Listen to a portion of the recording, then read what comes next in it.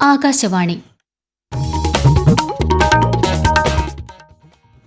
നമസ്കാരം.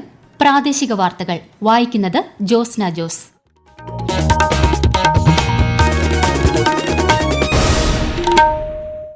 പ്രധാന വാർത്തകൾ.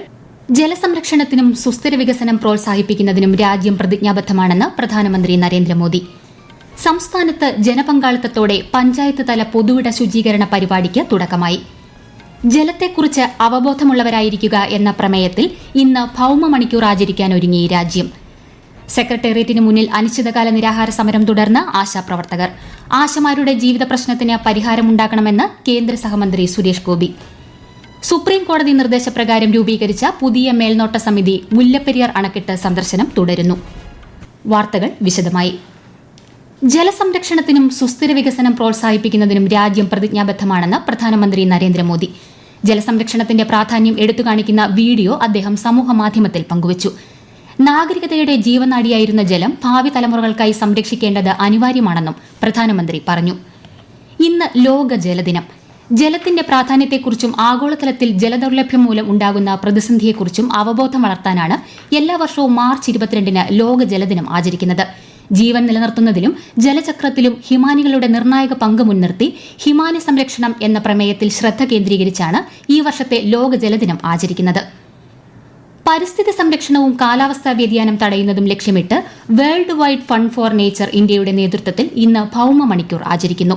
രാത്രി 8:30 മുതൽ 9:30 വരെ വീടുകളിലെയും സ്ഥാപനങ്ങളിലെയും അത്യാവശ്യമല്ലാത്ത വൈദ്യുത വിളക്കുകൾ അണച്ചാണ് ആചരണം. എല്ലാ വർഷവും മാർച്ച് മാസത്തിലെ അവസാന ശനിയാഴ്ചയാണ് ഭൌമ മണിക്കൂർ ആചരിക്കുന്നതെങ്കിലും ഇത്തവണ ലോക ജലദിനത്തോടൊപ്പമാണ് ഭൌമ മണിക്കൂർ ആചരിക്കുന്നത് എന്ന സവിശേഷതയുമുണ്ട്. ജലത്തെക്കുറിച്ച് അവബോധമുള്ളവരായിരിക്കുക എന്നതാണ് ഈ വർഷത്തെ പ്രമേയം. ദിനാചരണത്തിന്റെ പ്രാധാന്യത്തെക്കുറിച്ച് world wide fund senior education officer AK Sivakumar Akashvani വാർത്തകളോട്. ഈ വർഷത്തെ ഭൌമ മണിക്കൂറിൽ ഊർജ്ജ സംരക്ഷണത്തോടൊപ്പം ജലസംരക്ഷണവും വിഷയമാകും. ഒരു മണിക്കൂറെങ്കിലും അത്യാവശ്യമില്ലാത്ത എല്ലാ സ്വിച്ചുകളും ഓഫ് ചെയ്ത് ഈ സംരംഭത്തിൽ പങ്കാളികളായി ആഗോളതലത്തിലുള്ള ഈ പ്രചാരണ പരിപാടിയെ വിജയിപ്പിച്ച് നമ്മുടെ ഭൂമിക്ക് വേണ്ടി വളരെ സവിശേഷമായ ഒരു മണിക്കൂറിൽ അണിചേരുന്നതിനും പിന്നെ അത് ശീലമാക്കി എടുക്കുന്നതിനും ഭൌമ മണിക്കൂറിനെ നമുക്ക് വേദിയാക്കാം. പാരമ്പര്യേതര ഊർജ്ജ സ്രോതസ്സുകളിലേക്ക് മാറിക്കൊണ്ടും നമുക്ക് ഭൌമ മണിക്കൂറിനെ വിജയിപ്പിക്കാം. നമ്മുടെ ശീലങ്ങളിലെ ചെറിയ മാറ്റങ്ങൾ വഴി ഊർജ്ജ സംരക്ഷണ പരിപാടിയുടെ ഭാഗമാകാൻ കഴിയും. സംസ്ഥാനത്ത് പൊതുവിട ശുചീകരണ പരിപാടിക്ക് തുടക്കമായി. ഇന്നും നാളെയും സംസ്ഥാന വ്യാപകമായി പഞ്ചായത്ത് തല പൊതുവിട ശുചീകരണ പരിപാടി സംഘടിപ്പിക്കും. മാലിന്യമുക്ത നവകേരളത്തിന്റെ തദ്ദേശ സ്ഥാപനതല പ്രഖ്യാപനങ്ങൾ ഈ മാസം 30-ന് നടക്കുന്നതിന് മുന്നോടിയായാണ് പ്രവർത്തനം. പൊതുജനങ്ങളുടെ കൂടി സഹകരണത്തോടെ പഞ്ചായത്ത് തലത്തിൽ മെഗാ ശുചീകരണ പ്രവർത്തനമാണ് നടക്കുന്നത്. മാലിന്യമുക്തം നവകേരളം പരിപാടിയുടെ ഭാഗമായി സംസ്ഥാനത്തെ ഓരോ തദ്ദേശ സ്വയംഭരണ സ്ഥാപനങ്ങളിലെയും മാതൃകാ വീടുകളും സ്ഥാപനങ്ങളും കണ്ടെത്തി പുരസ്കാരം നൽകുന്നു. വൃത്തിയുടെയും മാലിന്യ സംസ്കരണ സംവിധാനങ്ങളുടെയും അടിസ്ഥാനത്തിൽ മികച്ച വാർഡ്, സ്ഥാപനം, റെസിഡൻസ് അസോസിയേഷൻ, വായനശാല, വിദ്യാലയം തുടങ്ങിയവയ്ക്കും പുരസ്കാരങ്ങൾ സമ്മാനിക്കും. അന്താരാഷ്ട്ര സീറോ വേസ്റ്റ് ദിനമായ മാർച്ച് 30-ന് ശുചിത്വ പ്രഖ്യാപന വേളയിൽ പുരസ്കാരങ്ങൾ വിതരണം ചെയ്യും. കാലിക്കറ്റ് സർവകലാശാലയുടെ വാർഷിക സെനറ്റ് യോഗത്തിൽ ചാൻസലർ കൂടിയായ ഗവർണർ രാജേന്ദ്ര വിശ്വനാഥ് ആർലേക്കർ പങ്കെടുക്കും. ലഹരി വിരുദ്ധ ക്യാമ്പസ് എന്ന ദൌത്യത്തിന്റെ പ്രചാരണാർത്ഥം ചാൻസലർ സെനറ്റിനെ അഭിസംബോധന ചെയ്യും.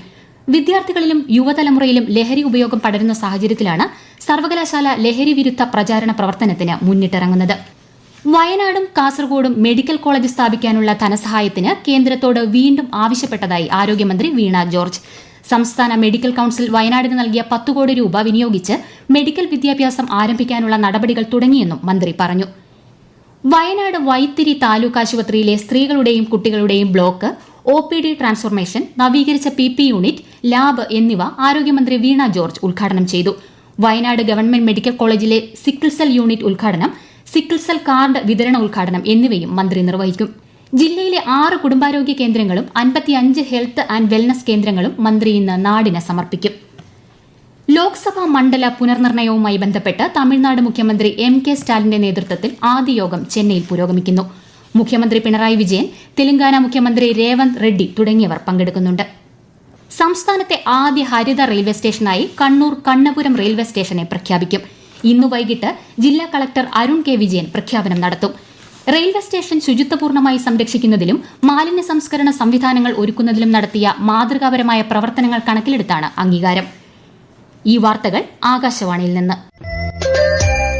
ആകാശവാണി വാർത്തകളും വാർത്താധിഷ്ഠിത പരിപാടികളും all India radio news Thiruvananthapuram YouTube ചാനലിലും all India radio news Thiruvananthapuram Facebook പേജിലും AR News_ തിരുവനന്തപുരം ഇൻസ്റ്റഗ്രാം അക്കൌണ്ടിലും AR News_TVM X ഹാൻഡിലും ലഭ്യമാണ്. പ്രധാനമന്ത്രി നരേന്ദ്രമോദിയുടെ പ്രതിമാസ റേഡിയോ പ്രഭാഷണ പരിപാടി മൻ കി ബാത് ഈ മാസം 30-ന്. പരിപാടിയുടെ 120-ാം പതിപ്പാണിത്. ആകാശവാണിയുടെയും ദൂരദർശന്റെയും എല്ലാ ശൃംഖലകളിലും പരിപാടി ലഭ്യമാകും. പരിപാടിയിലേക്കുള്ള ജനങ്ങളുടെ ആശയങ്ങളും അഭിപ്രായങ്ങളും ഈ മാസം 28 വരെ 1800117800 എന്ന toll free number, Narendra Modi app, my GOV open forum എന്നിവയിലൂടെ അറിയിക്കാവുന്നതാണ്. സെക്രട്ടേറിയറ്റിന് മുന്നിൽ അനിശ്ചിതകാല നിരാഹാര സമരം തുടർന്ന് ആശാപ്രവർത്തകർ. മറ്റന്നാൾ ആശാപ്രവർത്തകർ സെക്രട്ടേറിയറ്റിന് മുന്നിൽ കൂട്ട ഉപവാസമിരിക്കും. സംസ്ഥാനത്തെ എല്ലാ പ്രാഥമികാരോഗ്യ കേന്ദ്രങ്ങളിലും കൂട്ട ഉപവാസമെന്ന് Kerala ASHA health workers association അറിയിച്ചു. അതേസമയം ആശാപ്രവർത്തകരുടെ രാപ്പകൽ സമരം 41-ാം ദിവസത്തിലേക്ക് കടന്നു. സമരം ചെയ്യുന്ന ആശമാരുടെ ജീവിത പ്രശ്നത്തിന് പരിഹാരമുണ്ടാകണമെന്ന് കേന്ദ്ര സഹമന്ത്രി സുരേഷ് ഗോപി. ആരോഗ്യമന്ത്രി വീണ ജോർജിനെ വിമർശിക്കാനില്ലെന്നും സംസ്ഥാന സർക്കാരിന്റെ സാമ്പത്തിക സ്ഥിതി കണക്കിലെടുത്താൽ ധൃതിയിൽ തീരുമാനമെടുക്കാൻ കഴിയില്ലെന്നും അദ്ദേഹം പറഞ്ഞു. ആശാപ്രവർത്തകരുടെ സമരം തകർക്കാൻ ശ്രമം നടക്കുന്നതായി മുൻ പ്രതിപക്ഷ നേതാവ് രമേശ് ചെന്നിത്തല. കേന്ദ്രവും കേരളവും എത്രയും വേഗം നടപടി സ്വീകരിക്കണമെന്നും മുഖ്യമന്ത്രി സമരക്കാരുമായി ചർച്ച നടത്താൻ തയ്യാറാകാത്തത് ശരിയല്ലെന്നും അദ്ദേഹം മാധ്യമങ്ങളോട് പറഞ്ഞു. മുല്ലപ്പെരിയാർ മേൽനോട്ട സമിതിയുടെ അണക്കെട്ട് പ്രദേശത്തെ സന്ദർശനം പുരോഗമിക്കുന്നു. സുപ്രീം കോടതിയുടെ നിർദ്ദേശപ്രകാരം പുതിയ സമിതി രൂപീകരിച്ചതിന് ശേഷമുള്ള ആദ്യ സന്ദർശനമാണിത്. കൂടുതൽ വിവരങ്ങളുമായി ആകാശവാണി ഇടുക്കി ജില്ലാ പ്രതിനിധി രതീഷ് കൃഷ്ണ. ദേശീയ ഡാം സുരക്ഷാ അതോറിറ്റി ചെയർമാൻ അനിൽ ജെയിൻ അധ്യക്ഷനായ 7-അംഗ സമിതിയാണ് അണക്കെട്ടിൽ പരിശോധന നടത്തുന്നത്. കേരള, തമിഴ്നാട് സർക്കാരുകളുടെ പ്രതിനിധികളും ഇന്ത്യൻ ഇൻസ്റ്റിറ്റ്യൂട്ട് ഓഫ് സയൻസ് ബാംഗ്ലൂരിലെ ഗവേഷണ ഉദ്യോഗസ്ഥനും ഡൽഹിയിലെ ദേശീയ ദുരന്ത നിവാരണ അതോറിറ്റി ഉദ്യോഗസ്ഥനും സംഘത്തിലുണ്ട്. കാലവർഷം ആരംഭിക്കുന്നതിന് മുമ്പും കാലവർഷ സമയത്തും അണക്കെട്ടിൽ സന്ദർശനം നടത്തി സ്ഥിതിഗതികൾ വിലയിരുത്തേണ്ടത് നിലവിലെ സമിതിയാണ്. ബേബി ഡാം സന്ദർശിക്കുകയും ഷട്ടറുകൾ ഉയർത്തി പരിശോധിക്കുകയും ചെയ്യും. ഇന്ത്യൻ പ്രീമിയർ ലീഗ് ക്രിക്കറ്റിന്റെ 18-ാം സീസണ് ഇന്ന് തുടക്കം. ഉദ്ഘാടന മത്സരത്തിൽ കൊൽക്കത്ത നൈറ്റ് റൈഡേഴ്സും റോയൽ ചലഞ്ചേഴ്സ് ബംഗളൂരുവും ഏറ്റുമുട്ടും. കൊൽക്കത്തയിലെ ഈഡൻ ഗാർഡൻസിൽ രാത്രി 7:30-നാണ് മത്സരം. IPL സീസണിന്റെ ഭാഗമായുള്ള ഫാൻ പാർക്കിന് പാലക്കാടും കൊച്ചിയും വേദിയാകും. കൊച്ചിയിൽ ഇന്നും നാളെയും ഫാൻ പാർക്കുകൾ സജീവമായിരിക്കും. 29-30 തീയതികളിൽ നടക്കുന്ന മത്സരങ്ങളാണ് പാലക്കാട് കോട്ടമൈതാനത്തൊരുക്കുന്ന ഫാൻ പാർക്കിലെ വലിയ സ്ക്രീനിൽ തത്സമയം പ്രദർശിപ്പിക്കുക. സംസ്ഥാനത്ത് ഇന്നും നാളെയും ഇടിമിന്നലോട് കൂടിയ ഒറ്റപ്പെട്ട മഴയ്ക്ക് സാധ്യതയെന്ന് കേന്ദ്ര കാലാവസ്ഥാ വകുപ്പ്. പാലക്കാട്, മലപ്പുറം, വയനാട് ജില്ലകളിൽ ഇന്നും, മലപ്പുറം, വയനാട് ജില്ലകളിൽ നാളെയും മഞ്ഞ ജാഗ്രതാ നിർദ്ദേശം നൽകിയിട്ടുണ്ട്. മലയൻകീഴ് ശ്രീകൃഷ്ണ ക്ഷേത്രത്തിലെ ആറാട്ടിനോടനുബന്ധിച്ച് ചൊവ്വാഴ്ച പ്രാദേശിക അവധി പ്രഖ്യാപിച്ചു. മലയൻകീഴ്, വിളവൂർക്കൽ, മാറനല്ലൂർ, വിളപ്പിൽ ഗ്രാമപഞ്ചായത്തുകളിലെ എല്ലാ സർക്കാർ സ്ഥാപനങ്ങൾക്കും വിദ്യാഭ്യാസ സ്ഥാപനങ്ങൾക്കും അവധിയായിരിക്കുമെന്ന് ജില്ലാ കളക്ടർ അറിയിച്ചു. മഹാകുംഭമേളയിൽ മഹാമണ്ഡലേശ്വരായി അഭിഷിക്തനായ സ്വാമി ആനന്ദവനം ഭാരതി ശിവഗിരിയിൽ സന്ദർശനം നടത്തി. ശ്രീനാരായണ ഗുരുവിന്റെ സമാധി സന്ദർശിച്ച അദ്ദേഹം പ്രാർത്ഥനകൾ അർപ്പിച്ചു. മലപ്പുറം പാണ്ടിക്കാട് ചെമ്പ്രശ്ശേരിയിൽ ഉത്സവത്തിനിടെ വെടിവെപ്പ്. അപകടത്തിൽ ചെമ്പ്രശ്ശേരി സ്വദേശി ലൂക്മാന്റെ കഴുത്തിന് പരിക്കേറ്റു. ചീട്ടുകളിയുമായി ബന്ധപ്പെട്ടുണ്ടായ തർക്കമാണ് സംഘർഷത്തിൽ കലാശിച്ചത്. പാലക്കാട് നഗരത്തിലെ റോബിൻസൺ റോഡ് റെയിൽവേ ഗേറ്റ് ഇന്ന് രാത്രി 9 മണി മുതൽ തിങ്കളാഴ്ച വൈകിട്ട് 4 മണിവരെ അടച്ചിടുമെന്ന് റെയിൽവേ അസിസ്റ്റന്റ് ഡിവിഷണൽ എഞ്ചിനീയർ അറിയിച്ചു.